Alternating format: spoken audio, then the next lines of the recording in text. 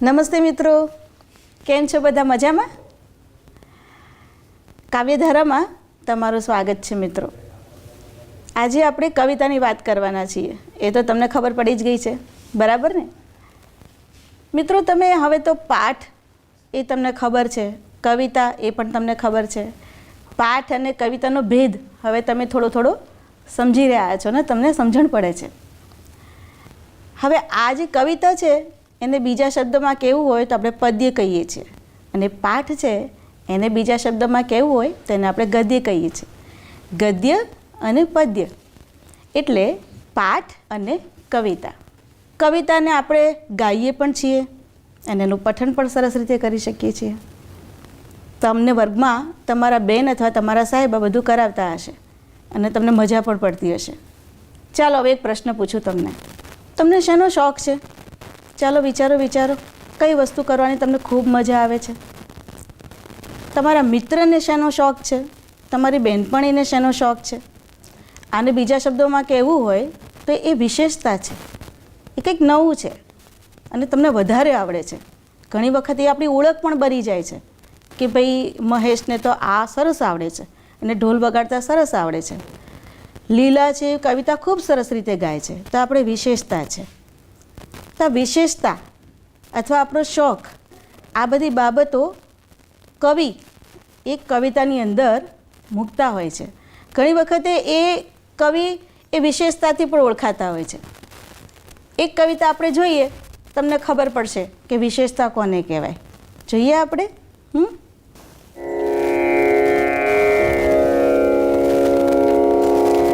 દરબાર છે દરબાર, આ રંગતણો દરબાર.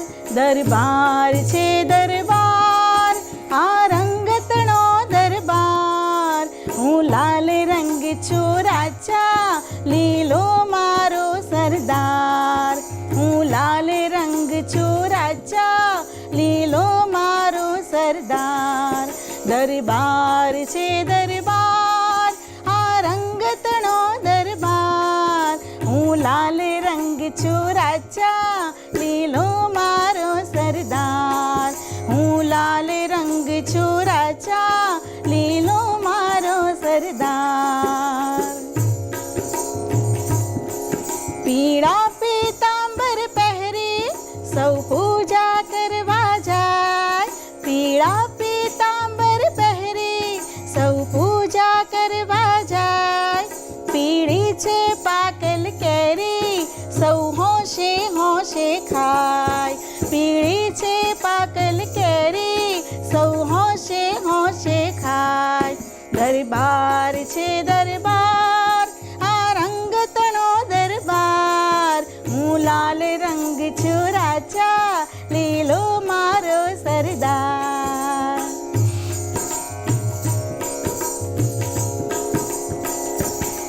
ગુલાબી છે ગરજોડો પણ રંગે રૂપે રૂડો. ગુલાબી છે ગરજોડો પણ રંગે રૂપે રૂડો. ભગવો છે સાધુ બાવો અને નામ છે ગેરુડો. ભગવો છે સાધુ બાવો અને નામ છે ગેરુડો. દરબાર છે દરબાર, આ રંગતણો દરબાર. હું લાલ રંગ છું રાજા, લીલો મારો સરદાર. હું લાલ રંગ છું રાજા, લીલો મારો સરદાર. કેસરીયો મારો સૈનિક એ લડવામાં બહાદુર. કેસરીયો મારો સૈનિક એ લડવામાં બહાદુર. પોપટીયો મીઠું બોલે મધુરો એનો સૂર. પોપટીયો મીઠું બોલે મધુરો એનો સૂર. દરબાર છે દરબાર, આ રંગતણો દરબાર. હું લાલ રંગ છું રાજા, લીલો મારો સરદાર. બદામી બાટક બોલો ને બળબળ ગીતો ગાય. બદામી બાટક બોલો અને બળબળ ગીતો ગાય. આખી દુનિયાને માથે વાદળિયો રંગ છવાય, આખી દુનિયાને માથે વાદળિયો રંગ છવાય. દરબાર છે દરબાર, આ રંગ તણો દરબાર. હું લાલ રંગ છું રાજા, લીલો મારો સરદાર.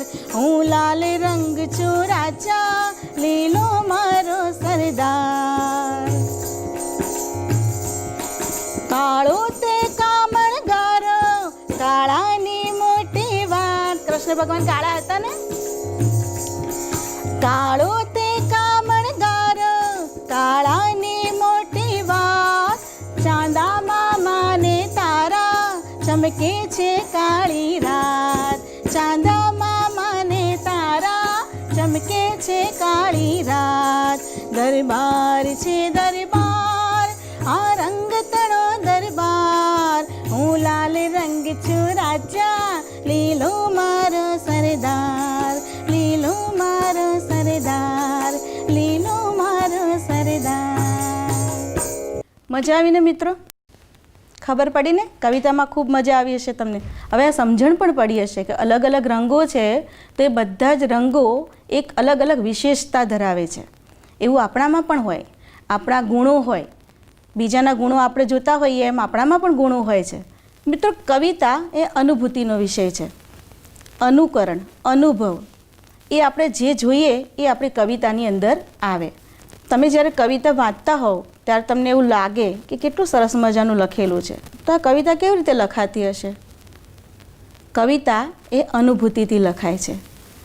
કવિને જે અનુભવો થાય, એ જે જુએ, એ જે વિચારે, એ જે સમજે, એના હૃદયની લાગણીઓ એની કવિતાની અંદર ઝળકતી હોય છે, દેખાતી હોય છે. એટલે કવિતા અનુભવનો વિષય છે, અનુભૂતિનો વિષય છે. કેટલીક કવિતાઓ એવી હોય જેમાં આપણને શીખ મળતી હોય, બોધ મળતું હોય, કંઈક શીખવા મળતું હોય, કંઈક સંદેશ મળતો હોય. તો એવી એક કવિતા આપણે જોશું.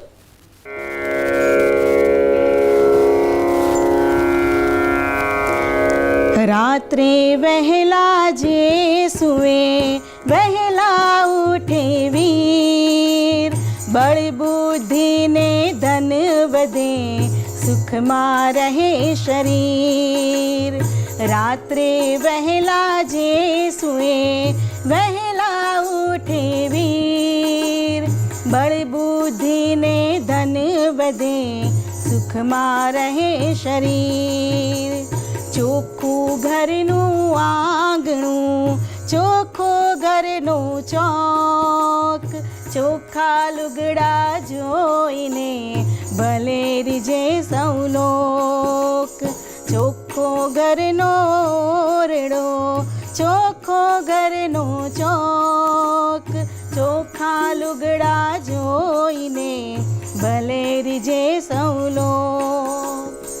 તો પાછી એવી પણ વાત કરેલી હોય, ભૂલો ભલે બીજું બધું, મા બાપને ભૂલશો નહીં. અગણિત છે ઉપકાર એના, એ હવે સરશો નહીં. મા બાપને ભૂલશો નહીં. લાખો લડાવ્યા લાડ તમને, કોડ સૌ પૂરા કર્યા. લાખો લડાવ્યા લાડ તમને, કોડ સૌ પૂરા કર્યા. એ કોડના પૂરનારના કોડ પૂરવા ભૂલશો નહીં. મા બાપને ભૂલશો નહીં. ધન ખર્ચતા મળશે બધું, માતા પિતા મળશે નહીં. એ પુનીત જનના કાળજા, પથ્થર બની છૂંદશો નહીં. મા બાપને ભૂલશો નહીં. મા બાપને ભૂલશો નહીં.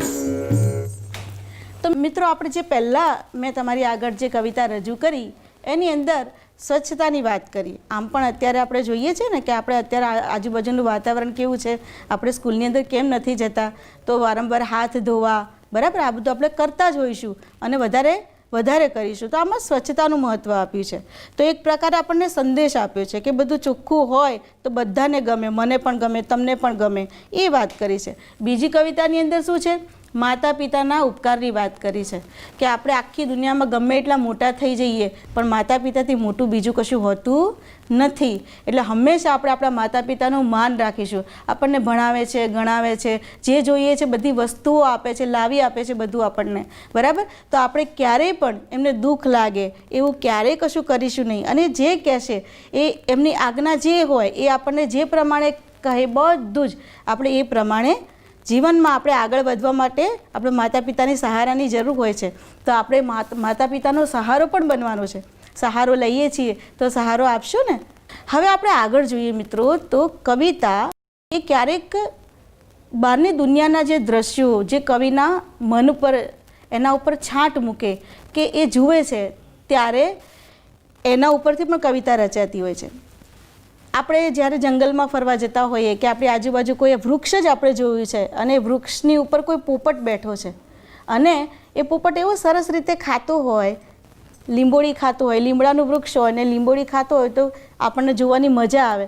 એ સરસ મજાનું ધીમે ધીમે ધીમે ખાતો હોય, બરાબર? તો આપણને એવું થતું હોય કે એ તો એક પોપટ છે, પંખી છે અને ખાય છે, બરાબર? પણ જો કવિ જુએ, જ્યારે કવિ જુએ તો એના કેવા વિચાર આવે? કવિ જુએ તો એ તો એની કવિતા બનાવી દે. તો દ્રશ્ય અનુભૂતિ જે છે, જે આપણું ચિત્ર કંઈ જોઈએ છે બહાર, એના ઉપરથી પણ કવિઓ કવિતા લખતા હોય છે. તો એ કેવી કવિતા જોઈએ આપણે?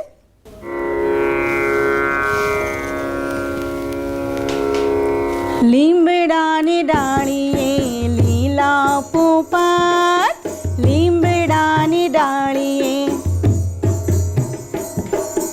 લીમડાની ડાળીએ લીલા પોપટ, લીમડાની ડાળીએ લીલા પોપટ, લીંબોળી ખાય છે કટ કટ કટ, લીંબોળી ખાય છે કટ કટ કટ.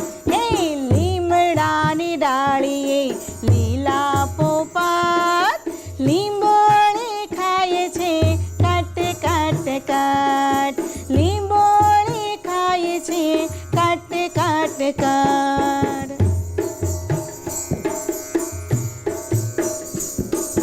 ડાળીએ ઝૂલતા ડાળીએ રમતા, ડાળીએ ઝૂલતા ડાળીએ રમતા, નાના મોટાને પોપટજી ગમતા, નાના મોટાને પોપટજી ગમતા, ઊંચે ઊંચે ઉડતા જટ જટ જટ, ઊંચે ઊંચે ઉડતા જટ જટ જટ, લીમડાની ડાળીએ લીલા પોપટ, લીંબોળી ખાય છે કટ કટ કટ, લીંબોળી ખાય છે કટ કટ કટ, લીંબોળી ખાય છે કટ કટ કટ.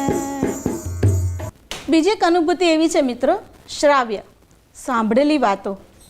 એના ઉપરથી પણ કવિ કલ્પનાથી વિચારતા હોય અને સરસ મજાની કવિતા લખતા હોય. જો તમને એક વાત સમજાવું કે એ કેવી રીતે બનતું હોય. આપણે ત્યાં તમે મહાભારત અને રામાયણની વાતો તમને ખબર છે, બરાબર? કૃષ્ણની વાત તમને ખબર છે.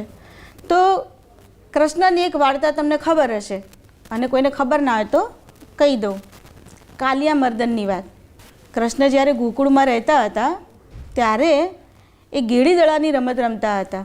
તો ગીડી દડાની રમત રમતા રમતા દડો હતો એ ઊંડા ધરામાં પડી ગયો. હવે એ જે ધરો હતો એ ધરાની અંદર કાળિયો નાગ રહેતો હતો અને એના ઝેરથી આખા ગોકુળના બધા જ લોકો ત્રાહિમામ થઈ ગયા હતા.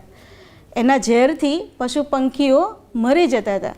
હવે કૃષ્ણને આ વાતની ખબર હતી એટલે એ દડો જ્યારે ધરામાં અંદર પડ્યો એટલે એમણે અંદર જઈ અને પેલા કાળી નાગની સાથે જોરદાર યુદ્ધ કર્યું અને એ યુદ્ધ કરી અને કાળી નાગને મારી હટાવ્યો, ત્યાંથી બીજી જગ્યાએ મોકલી દીધો, એને હરાવી દીધો. તો આ એક પ્રસંગ છે. તો આ પ્રસંગ ઉપર આપણા નરસિંહ મહેતા, આપણા આદિકવિ છે. નરસિંહ મહેતા આપણા આદિકવિ છે, બહુ જૂના કવિ છે. તો આપણે વાત કરતા હતા કાલિયા મર્દનની. તો એ કાલિયામર્દનની જે વાર્તા છે આપણે સાંભળેલી છે, તો કવિ એને કેવી રીતે મૂકે છે? અહીં નરસિંહ મહેતાએ કાલિયામર્દનની વાત છે એ સંવાદ રૂપે મૂકી છે.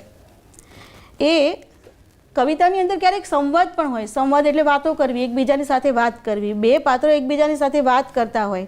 અહીંયા થોડોક સંવાદ પણ તમને જોવા મળશે અને એ જે કથા છે, એ જે પ્રસંગ છે, એ પ્રસંગ પણ તમને એની અંદર જોવા મળશે. હવે તમારે કાલિયામર્દન ગીત તમને સંભળાવું. નરસિંહ મહેતાની આ કવિતા છે.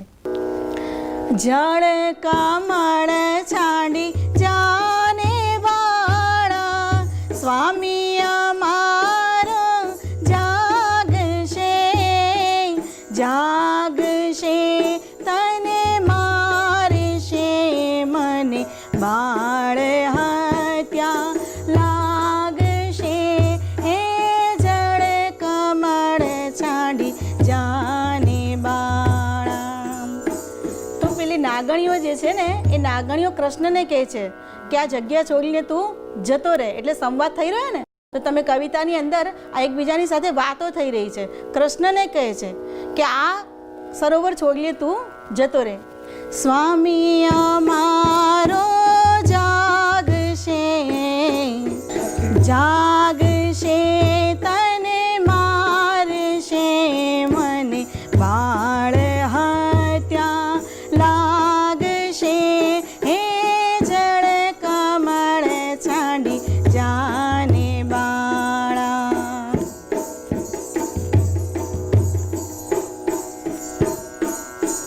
કહે રે બાળક તું માર્ગ બોલ્યો કે તારા વેરીએ વળાવ્યો, નિશ્ચય તારો કાળજ ખૂટ્યો અહીંયા તે સિદ્ધ આવ્યો, હે જળ કમળ છાંડી જાને બાળા. પછી કૃષ્ણ જવાબ આપે છે, નથી નાગણ હું માર્ગ બોલ્યો, નથી મારા વેરીએ વળાવ્યો, મથુરા નગરીમાં જુગટુ રમતા નાગનું શીશ હાર્યો, હે જળ કમળ છાંડી જાને બાળા. લાખ સવાનો મારો હાર આપું, આપું રે તુજને દોરિયો, એટલું મારા નાગથી છાનું આપું રે તુજને ચોરિયો, હે જળ કમળ છાંડી જાને બાળા. શું કરું નાગણ હાર તારો, શું કરું તારો દોરિયો, શાને કાજે નાગણ તારે કરવી ઘરમાં ચોરિયો, હે જળ કમળ છાંડી જાને બાળા. તો આ કાલિયામર્દન નરસિંહ મહેતાની લખેલી આ કવિતાની અંદર તમે જોયું ને કે આખો જે પ્રસંગ છે એ પ્રસંગને એમણે સરસ રીતે કવિતાની અંદર વણી લીધો છે. આ શ્રાવ્ય અનુભૂતિ છે, સાંભળેલી વાતો છે. કેટલીક દંતકથાઓ હોય, કેટલીક વાર્તાઓ હોય, આપણે આપણા વડવાઓ પાસેથી સાંભળી હોય, કોઈ બીજા દ્વારા સાંભળેલી વાત છે. તો કવિ એવું પણ કરી શકે કે ક્યાંકથી વાત સાંભળે અને પછી પોતે એનો અનુભવ કરે અને પછી પોતાની રીતે કવિતા લખે. કવિ જ્યારે કવિતા લખતા હોય ત્યારે એને આંતરિક અનુભૂતિ પણ થતી હોય. એની લાગણીઓ હોય, દયા હોય, પ્રેમ હોય, કરુણા હોય, કોઈક એવો પ્રસંગ થયો હોય, કોઈ એવી ઘટના બની હોય, કંઈક એને જોયું હોય જેને ના ગમતું હોય, કંઈક એવું જોયું હોય જેને ખૂબ ગમતું હોય, તો એ પણ એની કવિતાની અંદર આવે અને આ બધાથી પણ કવિતા બનતી હોય. એવી એક કવિતા આપણે જોઈ લઈએ, માતૃપ્રેમ. તો મા એ શું છે? એ કવિ બોટાદ કરે એમની કવિતાની અંદર સુંદર મજાની રીતે આપણને એ વાત મૂકી છે અને તળપદા શબ્દોનો ઉપયોગ કર્યો છે કવિતાની અંદર એમણે. હવે એ કવિતાને જો તમને આવડતી હોય તો તમારે મારી સાથે ગાવાની છે. મીઠા મધુને મીઠા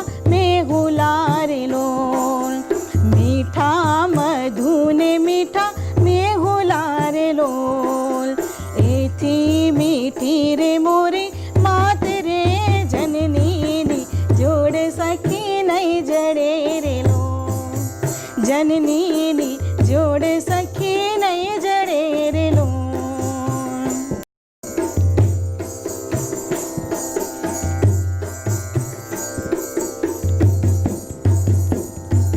प्रभुनाए प्रेम तड़ी पूतड़ी रे लोल, प्रभुनाए प्रेम तड़ी पूतड़ी रे लोल।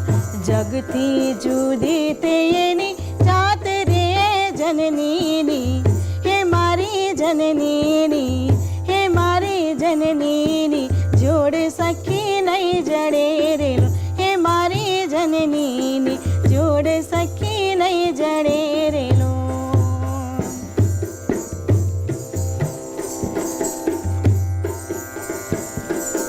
जगनो आधार एनी आंगड़ी रे लोल, जगनो आधार एनी आंगड़ी रे लोल।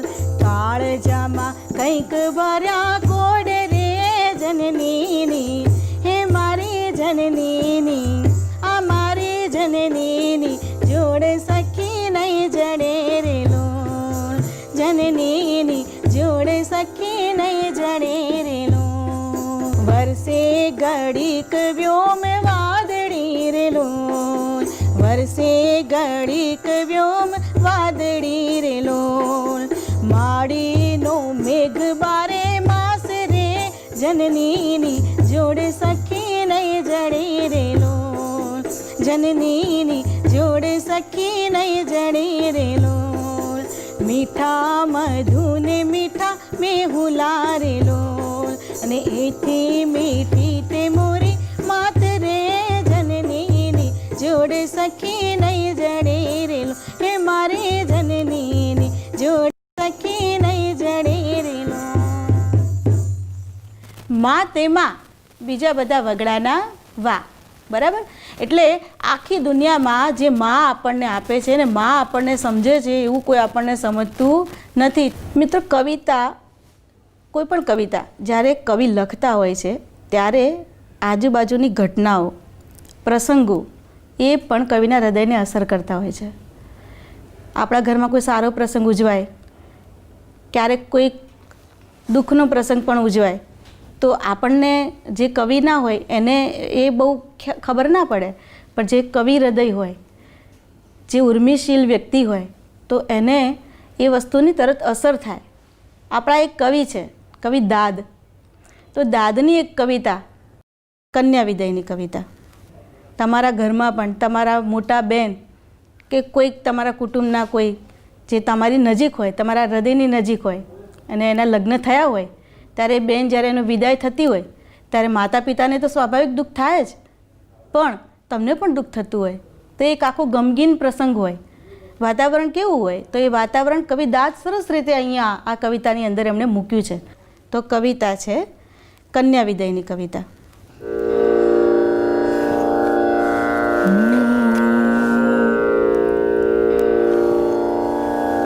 કાળજા કેરો કાટકો મારો હાથથી છૂટી ગયો, કાળજા કેરો કાટકો મારો હાથથી છૂટી ગયો. મમતા રડે જેમ વેણુમાં, મમતા રડે જેમ વેણુમાં વીરડો ફૂટી ગયો. કાળજા કેરો કાટકો મારો હાથથી છૂટી ગયો.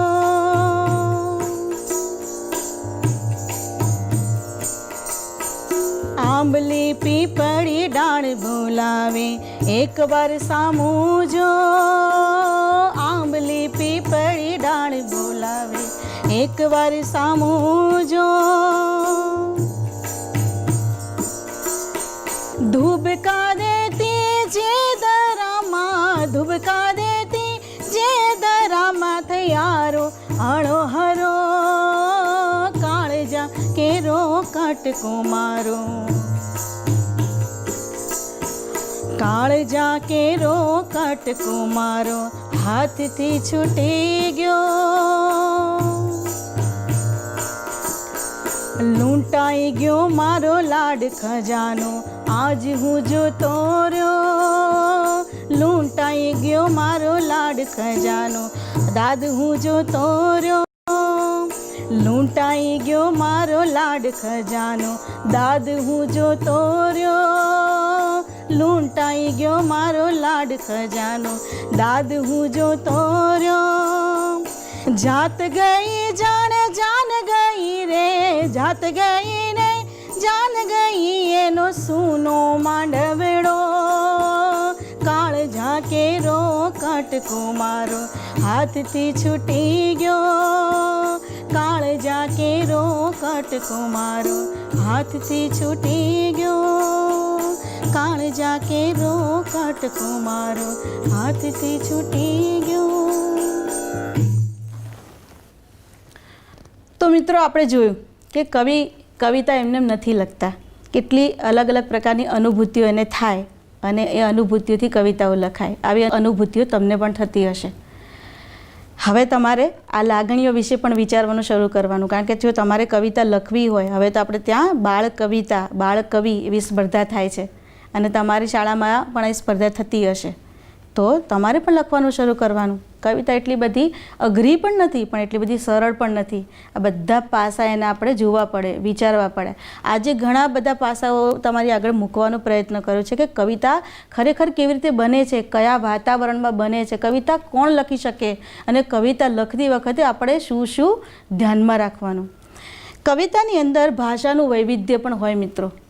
તમે જે પ્રદેશમાં રહેતા હોય, હું જે પ્રદેશમાં રહેતી હોઉં અને હું કવિતા લખું તો સ્વાભાવિક રીતે મારા વતનની વાત, મારા શબ્દો, મારી લાગણીઓ, મને જે ખબર હોય, મારું જે જ્ઞાન છે એ મારે કવિતાની અંદર દેખાવાનું છે. ભાષા વૈવિધ્યની વાત એટલે કવિતાની અંદર કેવી રીતે ભાષા વૈવિધ્ય આવે, તો અહીંયા આપણે હાલ જે છેલ્લી કવિતા જોઈ, આપણે નરસિંહ મહેતાની કવિતા પણ જોઈ, તો આ દરેક જે કવિઓ છે એ જે પ્રદેશમાંથી આવતા હોય તો એની ભાષાની છાંટ, એની ભાષાના શબ્દો, તળપદી ભાષાના શબ્દો, લોકબોલીના શબ્દો એ એની કવિતાની અંદર જોવા મળે છે. તો મિત્રો તમને મજા આવી હશે. આજે આપણે કવિતાને જુદા જુદા ઉદાહરણોથી સમજવાનો પ્રયત્ન કર્યો છે. સાથે સાથે આપણે કવિતાને ગાઈ પણ છે, કવિતાને સમજવાનો પ્રયત્ન કર્યો છે. હવે તમારી જ્યારે પણ હવે કોઈ પણ કવિતા તમારી સામે આવે તે કવિતાને તમારે આ નજરથી, આ દૃષ્ટિથી જોવાની છે ને સમજવાનો પ્રયત્ન કરવાનો છે. તમને મજા આવીને મિત્રો? મને પણ તમારી સાથે વાતો કરવાની ખૂબ મજા આવી. તો કાવ્યધારા હવે આ રીતે આપણી ધારા આગળ વધતી રહેશે ને આપણે મળતા રહીશું. તો ફરી મળીશું. આવજો.